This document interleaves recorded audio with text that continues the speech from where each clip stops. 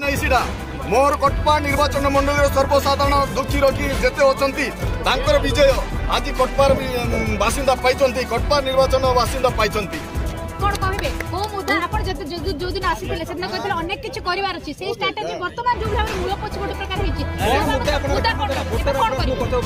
निश्चित भाव रे मु वोटर्स पागरे जाइकर जो मुद्दा रखिछि सेही मुद्दा को आज निश्चित भाव में लोकंकर जनहित काम करने मु निश्चित भाव प्रस्तुत अच्छी पूर्वतन सिपाही जो आप रही सैनिक बर्तमान आप विधायक होती लगुच निश्चित भाव में मु भावी नथिले जेहेतु देश सेवा करी आसी गोटे राजनीति रे मोर पाद देव बोलकरी किंतु मु निजे आसिक अंग निभाई एटिकार जो सरकार ओडिशा सरकार जोटी 25 वर्ष सरकार बेरोजगार मु आपण माने यूट्यूब रे देखंतु म्यूजिकल एकेडमी कटपा आपण माने निजे स्वयं देखिबे मु निज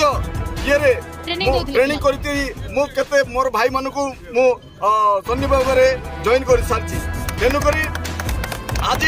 निश्चित भाव में मु प्रतिश्रुति दउची